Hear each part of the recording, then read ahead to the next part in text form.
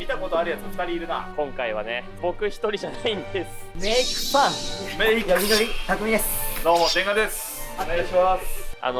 そうだね。いやそうめっちゃ仲いいんですよ。この4人ってプライベートでめちゃくちゃ仲良くて、モンテカルロ編はこの4人でお送りしたいと思います。楽しくなりそうだぜ。いややばい。いつもの変なやつが増えた。やばい。はい、どうも世界の草チャンネルをご覧の皆様、こんにちは。横澤です。ひろき。よりどりたくみ。天下。メイクセンス。慣れないな。ありがとうございます。我々はモンテカルロに来ております。モナコです。最高。最高すぎます。はしゃぎすぎです。ここまでね、メインチャンネルで EPT モンテカルロを、この2人と一緒に旅をするという動画を出させてもらってるんですけど、今日は特別編です。お、特別編。はい、まずここどこやねんって話なんですけど、後ろをご覧ください。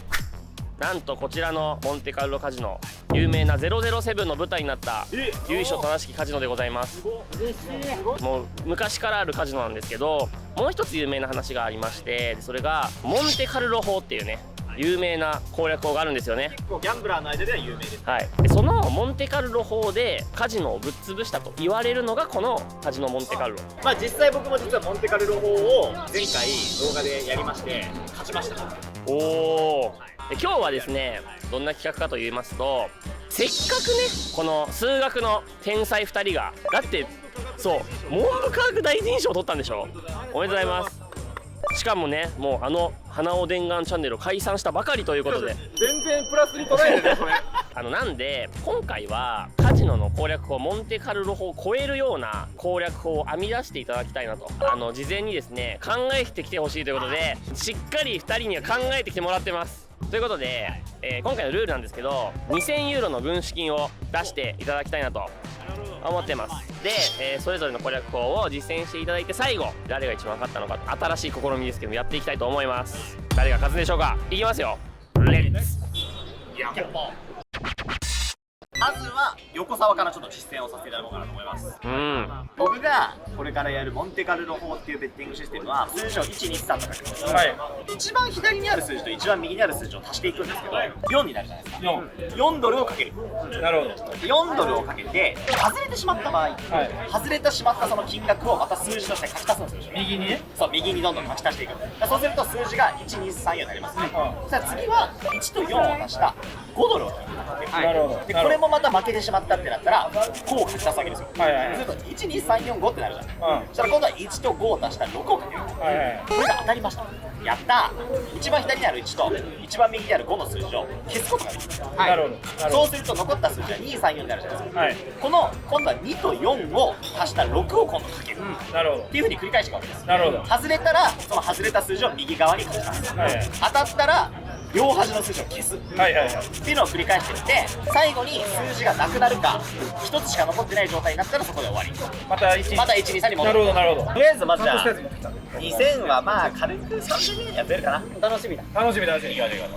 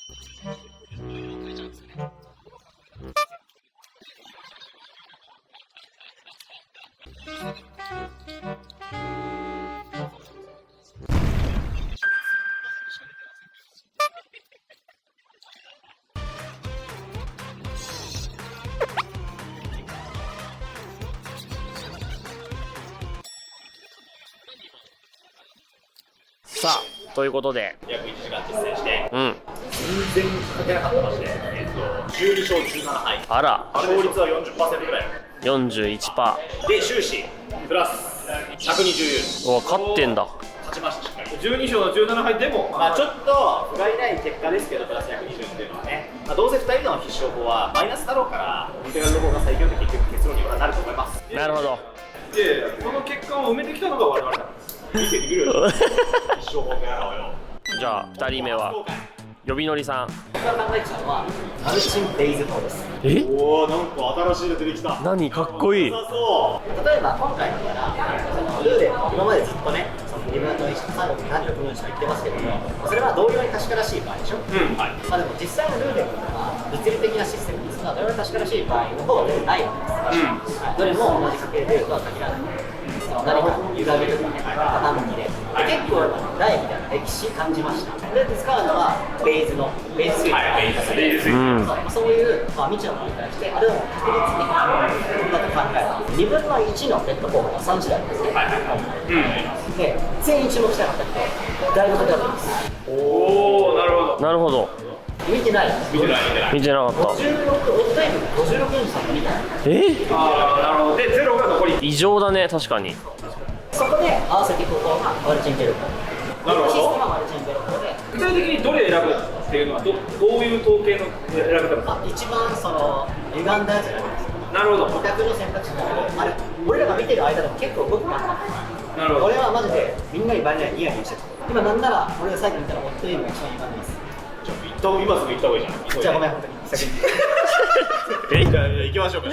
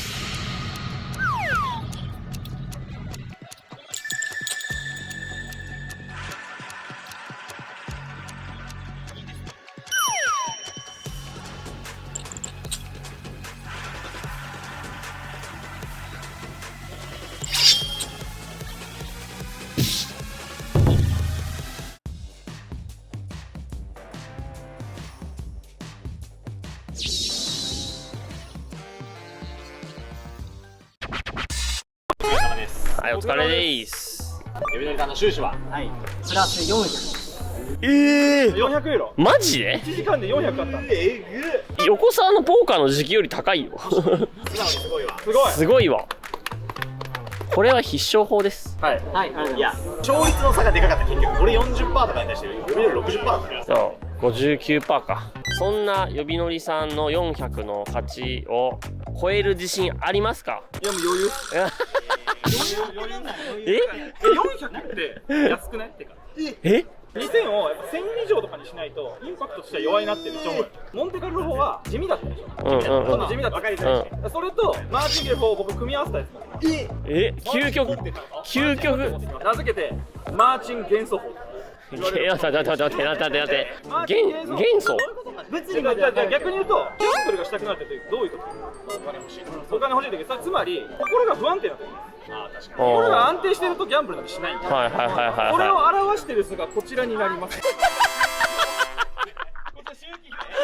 これで掛け金を決めるんです今から。どうやって？まずスタートは水素からスタート。いはいはいはい水素からスタート。はい原子番号かける、かける1としよう。じゃあ仮にうんうんかける2とかかける3はなんぼでもいいわ。じゃあ1ユーロかけます。で勝ったらその最外角電子の数だけ右に行きます。はいはい知らんでそれを知らん1ね1これ水素1ねはい水素1かけねたら1個下に行きます。はいはいはいでリチウムに行きます。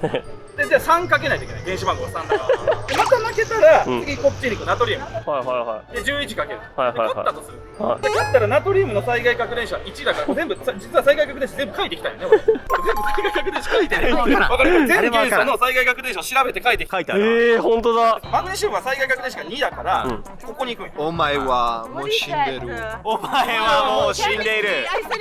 ああ、ユースでケミストリー。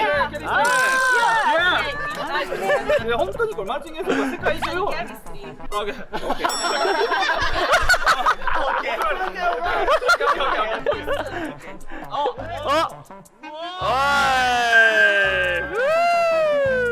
ズルだからなお前これ。いやでもマジで宗教持ってたから来たわけじゃん。そうよキリストリーだろ本当。そうあれが。でこれは世界同チンゲールってことボーカルを言ってみないどこまで説明したか忘れたけど、一番ちょっとやったどうちゃったあれ要は心が不安定な時にやるんでしょ。ずっと負けたらこういくわけじゃん。うん自然界で一番不安定な元素この元素。ほうフランシウムだから負け続けたらちゃんどんどん不安定になってくるとちゃんと不安定になるように科学はできてる。おーなるほどね勝ったらこっちに行くわけね。ここが一番安定な元素、気ガスって言われる。どんどん安定していくんだ。つまり安定なところに行ったら最初に戻ります。あ、一応。うわーなんか正しそう気ガス元素に行ったら最初に戻るってルールです。つまりこの気ガス元素に行くことを目指して掛け金を決めていく。これ勝ったら周期表で右に行く、負けたら周期表で下に行くで右に行く数は最大原子核の数すごろくするってことねすごろくする。電子核の数だけすごろくする。最初の段階から12345連敗しないとここに行く。なるほどねだから今日6連敗までしかしてないからしてないってことを踏まえるとここに行く確率はかなり低い。ちなみにこれより下ないんで、そしたらゲームオーバーです。ゲームオーバーです。以上です。私のプレゼン。いやまあでもこれはもうやってみてうん行きましょ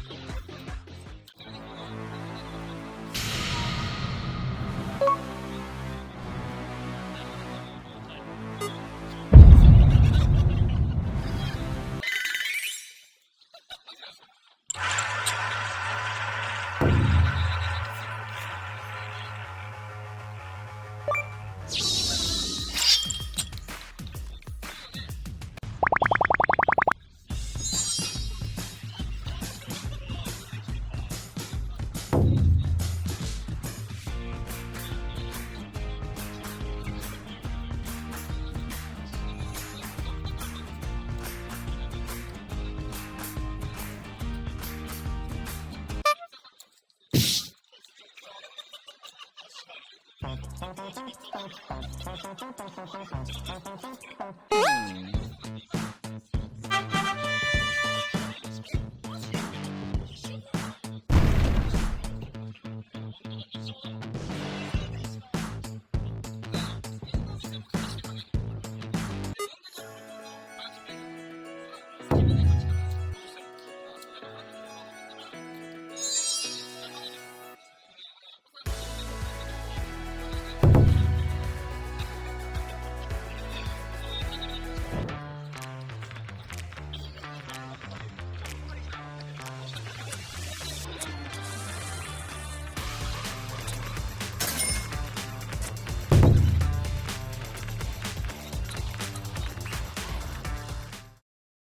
疲れ様です。お疲れ様です。はいというわけで結果発表の方お願いします。はい、私のやったマルチンゲーゾ法マイナス350ユーロということで少し負けてしまいました。350でも350ユーロです。悔しい。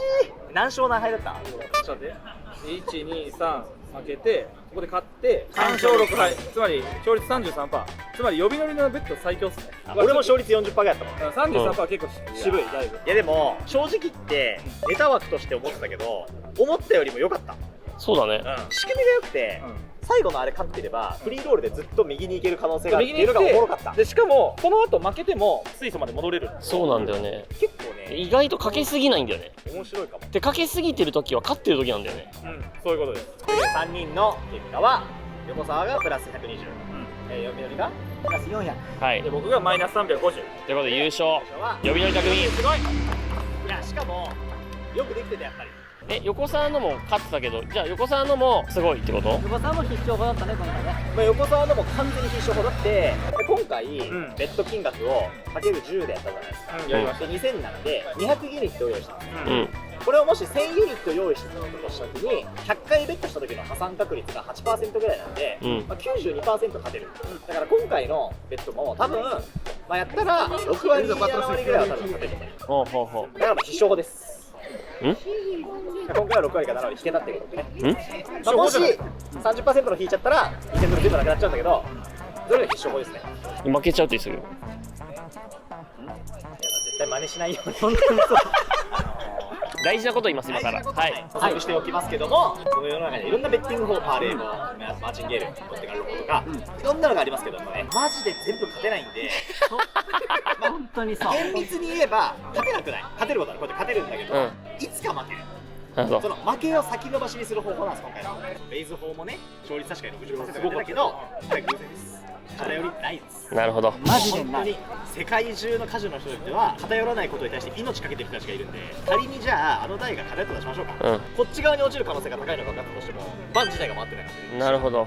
なるほど。ディーラーが投げるスピードだって毎回ランダムだし、回ってるやつもあれ手動で回してだから、はいもう完全にもうランダムです。はい。なんで、数学の天才を2人連れてきて攻略法をやるとかいろいろ言いましたけども、全部これはエンターテインメントですので、皆さんくれぐれもね攻略法だとかに騙されて高いお金を失わないように、心が痛かったんやつ。はい、カジノの楽しみ方としてこの動画を見てくださいね。必勝法はないことが分かりましたけども、念願の目で気づいたことがあります。何笑うという感じの必勝法ありました。いやいいこと言うな。い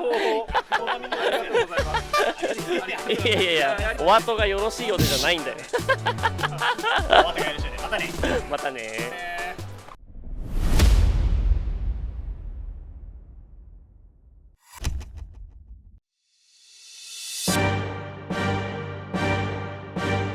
ついにやってまいりましたメインイベントです。ギャー。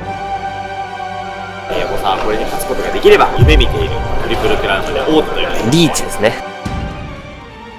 ギャンボー